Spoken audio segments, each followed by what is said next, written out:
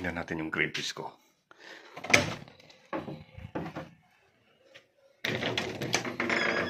Kain ko yun ng ano eh, manok. Asan na? Ayun o. Laki. Giant. Si giant crayfish. Hello. Babae pa naman yan. Dapat birid na yan eh. Ang laki na niya eh. Huh? Ang laki na talaga niya. Hindi pa siya nakabaluktot. Yung sipit niya oh. Tignan mo yung sipit niya. Parang nadali. Hindi maganda yung pagkasipit niya.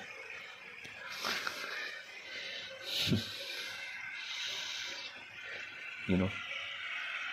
Asan na yung kasama niya dito? Ayun.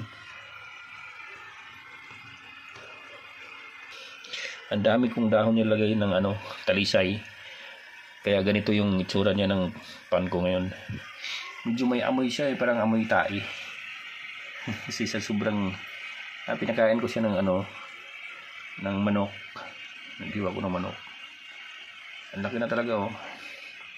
Babae yan eh. Di pa siya na birid. Ay, kandidato ka talaga sa luto talaga. Bagal mong mag-itlog. May lalaki naman dito.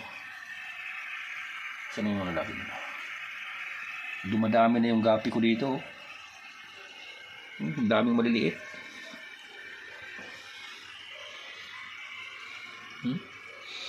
Bukas linisin ko to kasi mangangamoy na tong tubig nito dahil pinakain ko siyang manok. Hinawahiwa ko ayan oh. Kaya lang hindi ko natsimpuhan ngayon eh. Nabusog na kasi sila. Ayan pa may biguti pa oh. Ayan oh. Tatago sila eh. Tatago sa taas. Ayun oh. Wala naman dito yung ayun. Ay wala. Tatago naman sila. Puro dahon yung dito. Ayun oh. Yung sipit yun. Ayun oh, may sila sa bungot.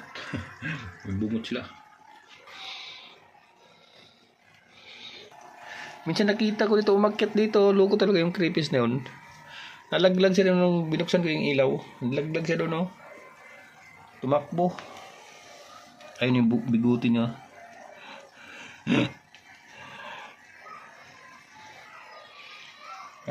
Ang daming pagkain ng yun. Yung mga maliliit yan, yung manok yan, iniwahiwa ko na maliliit.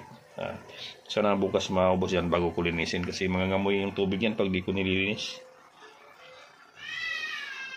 Babaho. So yun guys, thank you.